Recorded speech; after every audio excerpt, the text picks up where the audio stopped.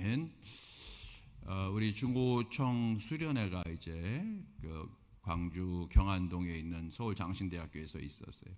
여러분께서 많이 기도해 주시고 또 이렇게 방문도 하신 걸로 알고 있는데, 저도 이제 두 번째 날 화요일 날 저녁에 아이들을 좀 보고 또 아주 같이 식사 같이 하고 이렇게 왔는데, 우리 교회 아이들뿐 아니라 다른 교회 아이들도 많이 있고요. 참 얼마나 예쁜지, 정말로 거기 와서 애들이 예배를 드리고 또 얼마나 애들이 하고 싶은 것도 많고 놀 것도 많고 즐길 것도 많은데 유혹을 뿌리치고, 그 수련회에 와서 모든 것이 불편하잖아요. 다른 사람들과 같이 어울리는 것 자체도 불편하고, 근데 불편한데도 불구하고 거기서 같이 애들이 예배를 드리며 또 은혜 받고 회개하고 이런 모습이 너무나도 예쁘죠. 여러분도 아마 그러실 줄로 믿어요. 근데 여러분, 우리나라의 종교 대표적으로 하게 되면 이제 캐톨릭, 불교, 우리 기독교 이렇게 세 종교를 하잖아요.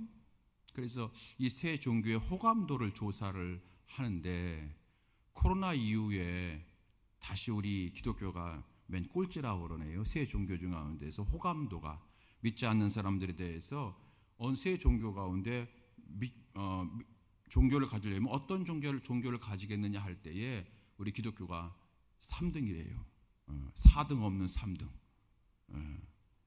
전에는 그래도 여러분 2등까지 올라갔었는데 다시 3등으로 코로나 이후로 떨어졌다고 그러네요.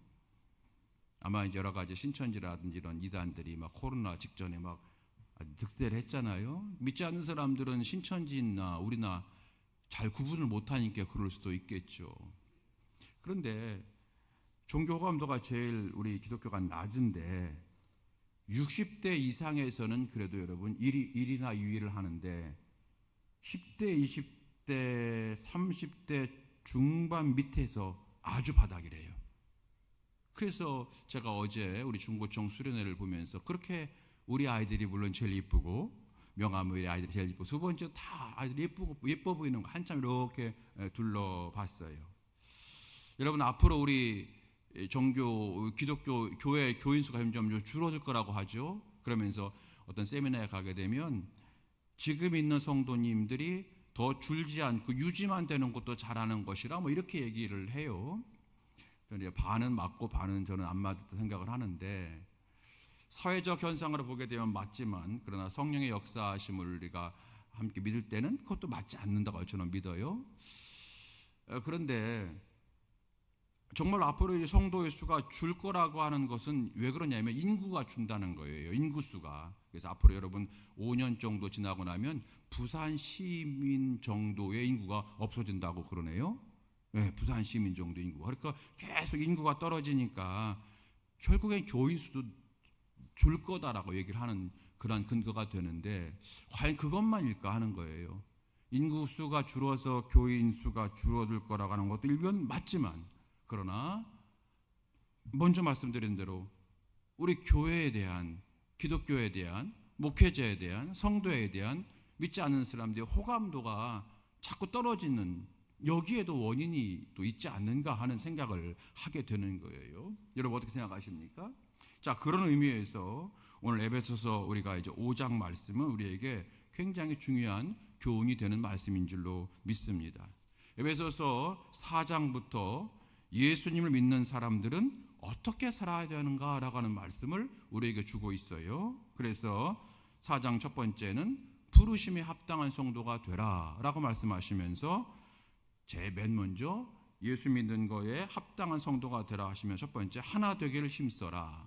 성도가 하나 되라. 여기에는 겸손과 온유와 오래 참음과 용납이 있어야 된다. 하나 되라. 두 번째는 4장 이제 22절 이하의 말씀에서 너희는 유혹의 욕심을 따라 썩어져가는 구습을 따른 옛사람을 벗어버리고 오직 너희 심령이 새롭게 되어 하나님을 따라 의와 진리와 거룩함으로 지으심 받은 새 사람을 입으라. 그러니까 옛사람을 벗어버리고 새 사람을 입으라. 그러니까 과거로 돌아가지 마라. 우리가 옛사람이 아니라 새사람이 된 줄로 믿습니다. 근데 자꾸 과거로 돌아가지 마라. 이렇게 말씀을 하시고, 특별히 여러분 이제 그 가운데 우리가 벗어야 될 것, 버려야 될 것 가운데 뭐가 있느냐면, 옛사람의 성품 가운데 하나가 뭐가 있었다고 지적하셨냐면 우리 언어 생활. 여러분 우리는 다 알아요. 우리가 교회 안에서 이 언어 때문에 받는 상처가 매우 크다는 걸 우리는 잘 알고 있습니다. 어떤 사람의 말 때문에 내가 교회 안 나간다. 어떤 사람의 말에 내가 상처받았다. 뭐 이런 이야기가 여러분 수없이 많이 있잖아요. 근데 에베소 교회도 그랬나 봐요. 그래서 사도 바울이 너희들 그 가운데서 언어 생활에 새로움을 입어라. 그래서 거짓말하지 말라. 더러운 말을 버려버려라. 덕을 세우는 말을 해라. 가능한 비방하는 말을 하지 말라. 이런 등등의 말씀을 우리에게 주셨어요. 지난주에. 여러분, 이 에베소서 말씀을 우리가 함께 이제 읽어가면서 여러분 언어 생활에 좀 변화가 있으십니까? 좀 달라졌나요? 지난주 수요일보다는 조금 여러분 언어가? 여러분 결혼을 앞둔 남자 청년들에게 배우자감을 고를 때에 가장 중요한 게 뭐냐 이런 게 잠깐 텔레비전에 나온 적이 있어요. 여자들은 남자의 성격도 보고 뭐 경제력도 보고 뭐 여러 가지 보는데 남자들은요 10대도 첫 번째가 외모, 20대도 외모, 30대도 첫 번째가 외모, 그다음에 내려오는 게 이제 뭐라고 할까요? 뭐 학력이라든지 또는 성격이라든지 이렇게 다양해요. 그러니까 이 여자보다 남자들이 굉장히 1차원적이라고 하는 거예요. 외모. 그러니까 이제 그때 그걸 이렇게 진행해 나가는 분이 뭐라고 말하냐면 남자 우리 젊은 청년들이요. 예쁜 사람보다는 예쁘게 말하는 사람을 만나세요. 이렇게 말하더라고요. 예쁜 사람도 좋지만 얼굴이 예쁜 사람보다는 예쁘게 말하는 사람을 만나면 당신의 결혼 생활은 행복합니다. 이렇게 말하더라고요. 여러분 어떻게 생각하십니까? 동의하십니까? 예, 여자들은 아멘 하는 남자들은 아멘 소리가 적네요. 예, 70대가 되더라도 예쁜 여자래요. 참 남자들은 참 그래요. 자 여러분 예쁘게 말하는 거 정말로 중요해요. 말 한마디가 우리를 살리잖아요. 말 한마디가 나를 새롭게 하고 정말 낙심하고 절망했다가 그 한 사람의 말 한마디 때문에 여러분 회복이 되고 이러지 않습니까? 그래서 여러분 사도 바울이 우리가 지난주에 언어 생활을 바꿔라 하는 말은 굉장히 정말 합당한 말이고 우리에게 꼭 필요한 말인 줄로 믿습니다. 여러분 하나 되길 힘쓰고 옛사람을 벗어버리고 새사람을 입고 그리고 항상 여러분과 저의 언어 생활이 하나님 보실 때 복되고 가족 간에 성도 간에 힘이 되어지는 말을 할 수 있는 사람으로 점차 변화되어지는 은혜가 있게 되길 주의 이름으로 축원합니다. 이것이 굉장히 중요하죠. 자 오늘 그러면서 바울은 5장에서는 조금 강하게 말씀하세요. 5장에서는 조금 계속 이어지는 건데 좀 강하게 말씀하세요. 예수 믿는 사람은 이렇게 살아야 돼라고 하는 말씀이 좀 강해요. 자, 왜 강하냐고 한다면 제가 5절 말씀 때문에 그래요. 5절 말씀 보십시다. 5절 우리 함께 읽어봐요. 5절 시작. 너희도 정녕 이것을 알거니와 음행하는 자나 더러운 자나 탐하는 자 곧 우상 숭배자는 다 그리스도와 하나님 나라에서 기업을 얻지 못하리니. 저는 이것 때문에 그런 거예요. 강해요. 하나님 나라에서 기업을 얻지 못한다 이 말은 한마디로 말하면 하나님 나라에 들어가지 못한다 이런 말이에요. 하나님 나라에 들어가지 못한다, 천국 들어가지 못한다 이런 말인데 여기 앞에 보게 되면 우상 숭배자는 천국에 들어가지 못한다. 아 그렇죠. 여러분 여기 뭐 이의가 없죠. 예. 그런데 그 앞에 보니까 음행하는 자나 더러운 자나 탐하는 자 이런 사람들도 천국에 못 들어간다 이렇게 말을 해버렸어요. 이게 여러분 굉장히 조금 불편하지 않습니까? 우리가 정말로 음행이라든지 어떤 더러운 말을 한다든지 욕심을 내는 거에서 우리가 정말 여러분 예수님처럼 완전한 사람이 과연 누가 있습니까? 없잖아요. 그러면은 이런 사람은 하나님 나라에 들어가지 못한다라고 했으니까 이런 질문을 드릴 수가 있는 거죠. 아니 그러면 천국은 행위로 가는 겁니까? 아니 천국은 믿음으로 간다고. 내가 정말로 어제까지만이라도 내가 예를 들어 도둑질을 하고 어제까지 내가 정말로 많은 욕심 가운데 살았지만 내가 예수님을 내가 믿어야겠다 결심을 하고 그리고 예수님을 영접하고 나면 그러고 나서 한 시간 뒤에 세상을 떠난다 하더라도 그 사람은 예수님의 은혜로 구원받고 낙원에 이르고 천국 백성이 된다고 성경에서 누누이 말씀하고 있거든. 왜 그런 사람들은 천국 들어가지 못한다, 하나님 나라에서 기업을 얻지 못한다라고 말씀하십니까? 도대체 우리의 구원은 그러면 행위입니까? 믿음입니까? 아니 믿음으로 가는데 왜 행위가 더럽거나 행위가 욕심이 많거나 행위가 음란하게 되면 천국 못 들어간다고 하십니까? 이렇게 우리가 질문할 수가 있다는 거예요. 자, 근데 여러분, 사도 바울이 분명히 말씀했어요. 음행하는 자나 더러운 자나 욕심 많은 사람은 하나님 나라에 기업을 얻지 못한다, 하나님 나라에 들어가지 못한다라고 얘기했거든요. 자, 이게 어떤 뜻일까요?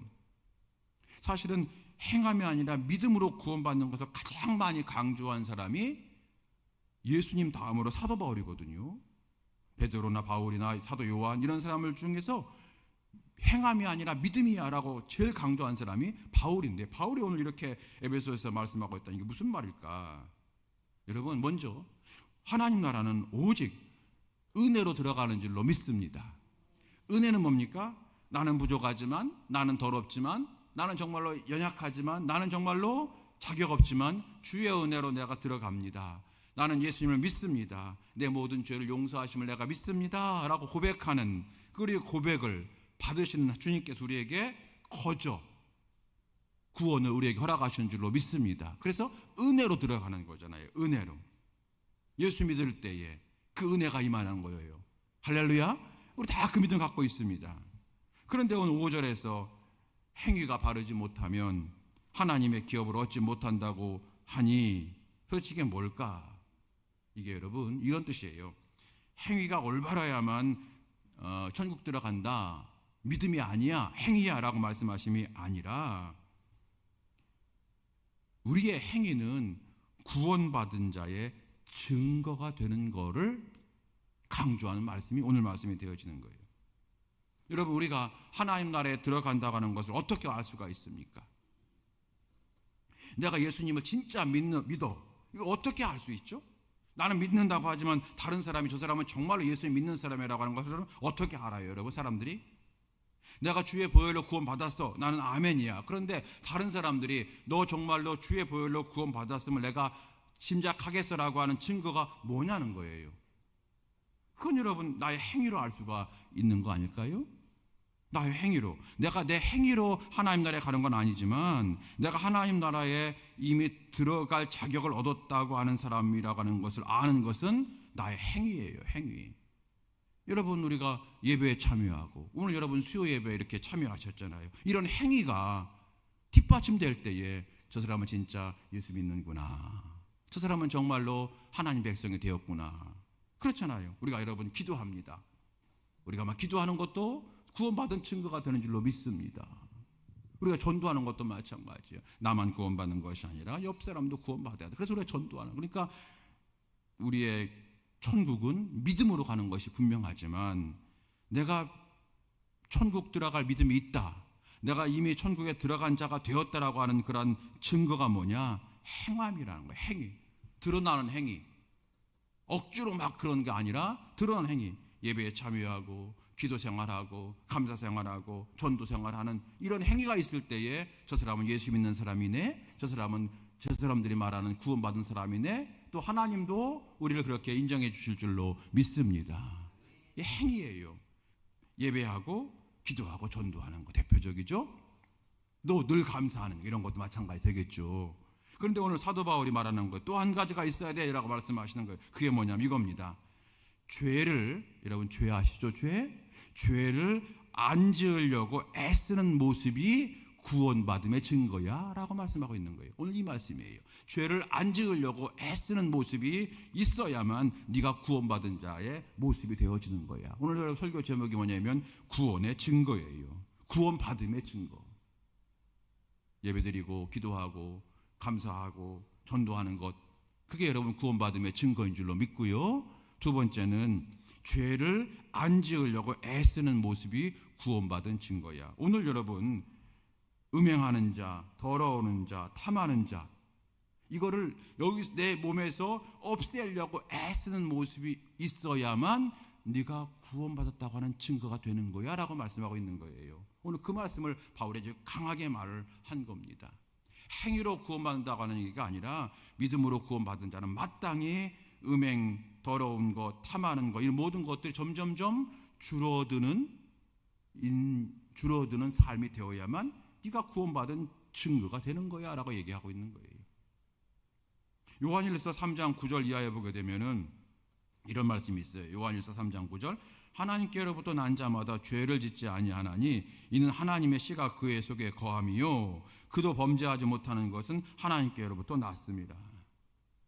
하나님께로부터 난 자마다 죄를 짓지 아니한대요. 물론 이 말은 한 번도 죄를, 내가 예수님을 딱 믿은 다음부터 한 번도 죄를 한 번도 안 짓는다는 말이 아니라 죄악 가운데 계속 빠져 있지는 않는다는 말씀이 되어지는 거예요. 왜냐하면 그 안에, 구원받은 사람 안에는 성경 보니까 이는 하나님의 씨가 그 속에 있다는 거, 하나님의 씨앗이 그 속에, 생명의 씨앗이 있기 때문에 내가 죄에 계속 빠져 살면서 그대로 빠져 살도록 내버려 두지 않는다는 거예요. 하나님의 씨앗이. 그래서 양심의 가책을 느끼게 되고, 내가 성도인데, 내가 집사인데, 내가 권사인데 이러면 안 되지, 막 그런 마음이 생기게 되고, 또 뭔가 내가 죄 가운데 있으면 뭐 육신적으로는 편할지 모르지만 영적으로 매우 이상하게 불편하고 불안하고 평화가 없고, 이렇게 하나님이 우리를 그대로 두지 않으시거든요. 자꾸 성령께서 거기서 막 역사하시거든요. 우리 마음속에 죄책감을 주기도 하고 수치감을 주기도 하고 또 마음의 기쁨을 빼앗아가면서 이렇게 살면 안 돼, 내가 구원받은 사람인데, 여러분 이런 마음이 자꾸 들게 한다는 거예요. 그래서 여러분 언젠가 설교할 때 성령께서 이렇게 여러분 한계를 둔다고 했잖아요. 이 정도의 어떤 한계를 두고 한계를 넘어가면 하나님께서, 성령께서 우리 마음을 탁 잡아대는 거예요. 이러면 안 되지, 돌아오게 되는 거죠. 자, 그런데 우린 그래서 여러분 계속해서 때로는 음행하기도 하고요, 마음속으로 때로는 더러운 어떤 말을 하기도 하고요, 때로는 세상적인 욕심을 우리가 갖기도 해요. 그러면서도 우리는 그 순간순간 하나님의 씨앗이 내 안에 있기 때문에 거기서 돌이키게 되고 회개하게 되고, 하나님 저를 도와주세요, 성령님 저를 도와주세요라고 여러분 기도하게 되는 줄로 믿습니다. 바로 그 말이에요. 그렇기 때문에 내가 지은 죄를 계속 짓고 있다, 이거는 바울이 말합니다. 너의 마음에 하나님의 씨앗이 없다는 증거야, 이렇게 말하는 거예요. 예배 생활을 소홀히 하다가도 다시 돌아오게 되는데 계속 예배 생활을 소홀히 하다 못해 아예 빠져, 이거는 얘기하는 겁니다. 너는 네 마음에 하나님의 씨앗이 없는 증거야, 이렇게 얘기하는 거예요. 바울이 그 얘기하는 거예요.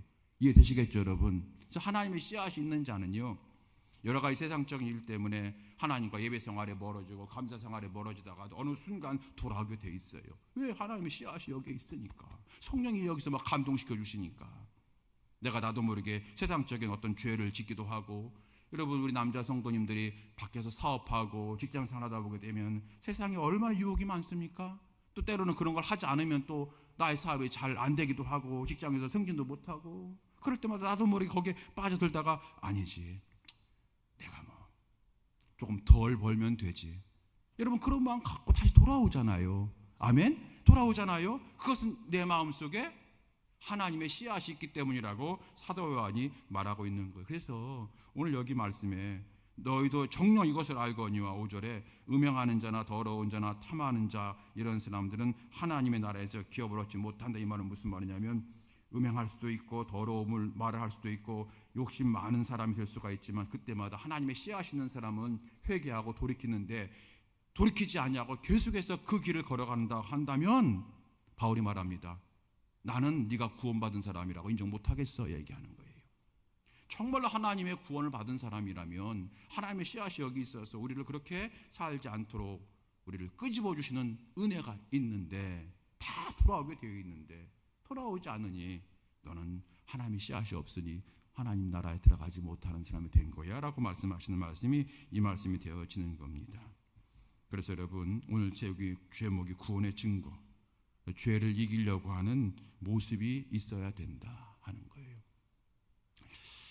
저는 이제 예수님의 어릴 때부터 신앙생활을 했지만요, 어느 날 예수님을 만나면서 정말 회개하고, 그리고 무너지고 모든 걸 다 회개하고 회개해도 부족해 계속 회개하는, 맨날 며칠 밤을 울면서 보냈어요, 회개하면서. 자 여러분, 그런데요, 그러면서 여러분 제가 그때 신학대학교를 이제 가야 됐는데 안 가고 좀 돌아섰는데, 그런데 여러분 제가 구원의 확신이 있거든요. 주님의 십자가는 나의 십자가임을 내가 확신하거든요. 그런데 그때부터 신앙생활 하지만 구원의 확신이 있지만 왜 이렇게 제 삶은 안 변하는지요. 이게 얼마나 제게 고민됐는지 몰라요. 왜 이렇게 나 삶은 안 변하지? 똑같지? 여전히 똑같아. 그게 지금 답답한 거예요. 그러다가 어느 날 어떤 목사님이 말씀하시는 거예요. 은혜를 다시 받아야 됩니다. 그러니까 구원의 은혜를 다시 받으라고 하는 말이 아니라 나의 이 죄성이 물러가고 내 인생과 삶이 변화되는 은혜를 갈구해야만 됩니다. 가만히 생각해 보니까 제가 그런 기도를 별로 안 한 것 같아요.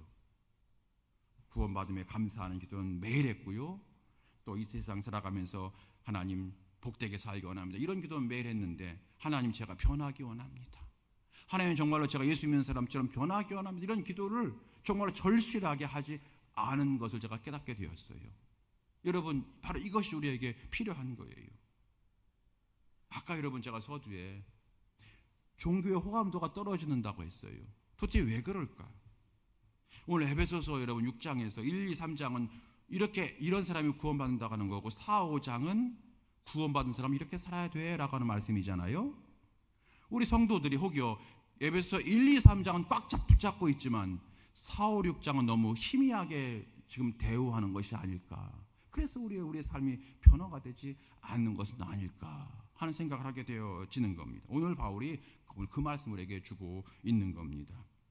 또한 바울이 죄 가운데서 죄를 이기려고 하는 모습이 있어야만 구원받은 사람의 증거야 라고 얘기하고, 두 번째는 뭐라고 얘기했냐면 8절 말씀 보십시오. 8절 우리 다 같이 읽어요. 8절 시작. 너희가 전에는 어둠이더니 이제는 주 안에서 빛이라. 빛의 자녀들처럼 행하라. 아멘. 여러분 다 아시는 말씀이죠. 너희가 전에는 어둠이더니, 예수 안 믿으면 여러분 어둠이잖아요. 지옥이고, 이제는 주 안에서 빛이라. 빛의 자녀들처럼 행하라. 빛은 예수님이시고 우리는 빛의 자녀라는 거예요. 그런데 빛의 자녀가 어떻게 살아가야 되느냐? 11절 말씀 보십시오. 11절 다 같이 시작. 너희는 열매 없는 어둠의 일에 참여하지 말고 도리어 책망하라. 아멘. 여러분 이 말씀이 어떤 말씀일까요? 열매 없는 어둠의 일에 참여하지 마라. 이라고 이해되시죠? 이 말은 여러분 어둠의 일에 참여하지 말라. 여러분 뭐 설명할 필요 없지 다. 그런데 책망하라는 게 무슨 말일까요? 여기 책망하라고 하는 것은 그러면 안 돼, 책망하는 거 그 뜻이 아니라, 이게 원어로 보기에는 이겁니다. 폭로하라. 폭로, 드러내라, 폭로하라, 이런 뜻이에요. 폭로하라. 빛은 어둠을 다 폭로합니다. 세상 여러분, 아까 제가 어떤 청년들이 모여서 이제 결혼 대상자, 얼굴 예쁜 여자만 좋아한다 그런 말씀했지만 거기에 이런 얘기 나왔었어요. 어떤 청년이 여자와 데이트를 했대요. 좀 어두컴컴한 카페에서 만났는데 그렇게 예쁘더래요. 이야, 얼마나 첫눈에 반한 거야. 정말 예쁘다. 그리고 카페에서 나와서 이제 애프터 신청을 하고 인사했는데 딱 보니까 밝은 햇볕에서 보니까 어둠에서 봤던 그녀의 얼굴이 아니더라는 거예요. 무슨 얘기인지 아시죠? 그냥 우스운 세로니까 들으세요. 어두컴컴한 데서는 다 예뻐 보이는데 밝은 데 와 보니까 그 얼굴이 아닌 거예요. 여러분 무슨 얘기냐면, 그냥 예를 쉽게 하기 위해서 드린 거예요. 어둠은 많은 것을 숨겨줘요. 근데 빛 가운데 나오면 숨겨졌던 것이 다 드러난다는 거잖아요. 다시 본문에 가게 되면 여러분은, 그러니까 여기 8절에 11절에 너희는 열매 없는 어둠의 일에 참여하지 말고 도리어 책망하라. 이 말은 폭로하라 그런 뜻이라는 거예요. 뭘 폭로하느냐? 먼저 나를 폭로하라. 나를 드러내라는 거예요. 어디에? 빛에 드러내라. 빛은 누구예요? 예수님이죠. 예수님 앞에 나를 자꾸 드러내는 거예요.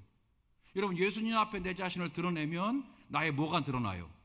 부족함이 드러나고 연약함이 드러나고 죄가 드러나잖아요. 이전에는 그게 죄인지 몰랐는데 내가 발가벗겨진 것처럼 적나라하게 다 드러나잖아요. 내 안에 죄가 드러나잖아요. 이전에는 내가 이 정도면 괜찮은 사람을 생각을 했는데 예수님 앞에 서는 순간, 말씀 앞에 서는 순간, 야 정말 나는 예수님의 용서 없이는 못 살아. 예수님의 십자가 은혜 없으면 나는 정말로 죽은 목숨과 같아 라고 하는 걸 깨닫게 되잖아요. 그래서 여러분 은혜를 받으면 받을수록 회개할 것이 많아지는 거예요. 그만큼 내가 새로워지는 거잖아요. 이게 여러분 폭로하라 이거예요. 하나님 말씀 앞에 내 자신을 자꾸 폭로하라는 거예요. 드러내라. 그러니까 말씀을 여러분 자꾸 읽으시면서 이 말씀을 거울 삼아서 자꾸 나를 드러내는 거예요. 그러면 내 죄가 깨달아지고 내가 이렇게 살면 안 되지, 고치게 되고 새로워지게 되는 거예요.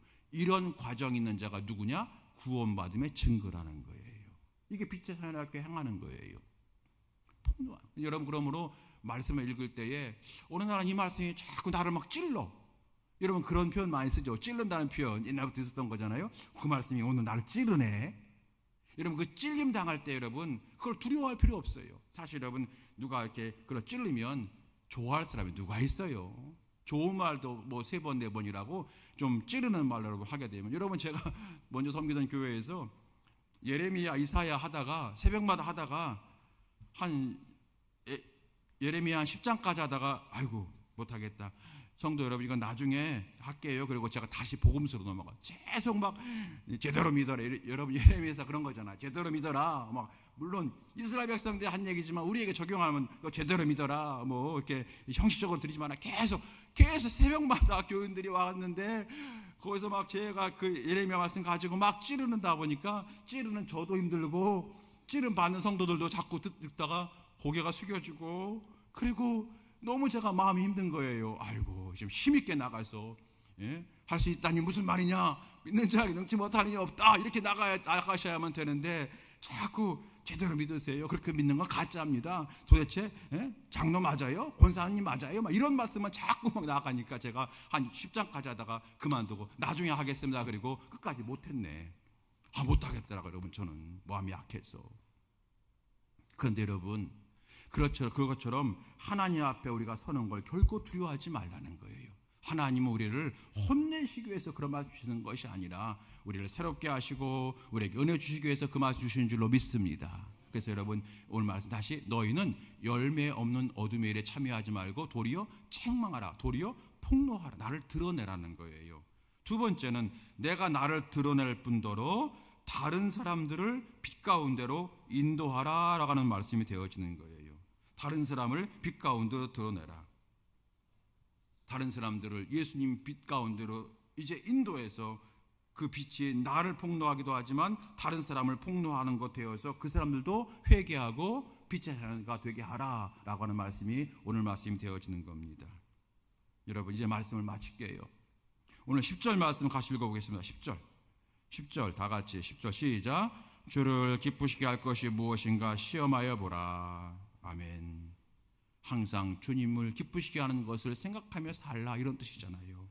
여러분 이제 이 말씀 붙들고 정말로 우리가 요즘 교회가, 성도가 그 이미지가 많이 추락된 상태라고 하는데, 그것은 아까 말씀드린 대로 에베소서 1장부터 3장까지 말씀만 우리가 붙들고 살고 4, 5, 6장의 말씀은 소홀해서만이 아닐까 하는 생각을 하면서, 하나님 우리 명암교회는, 우리 명암교회 성도들은 구원받음에 합당한 자가 되게 하시고 주를 기쁘시게 하는 자가 되게 하시고 구원받음의 증거를 보여주는 자가 되게 해 주시옵소서.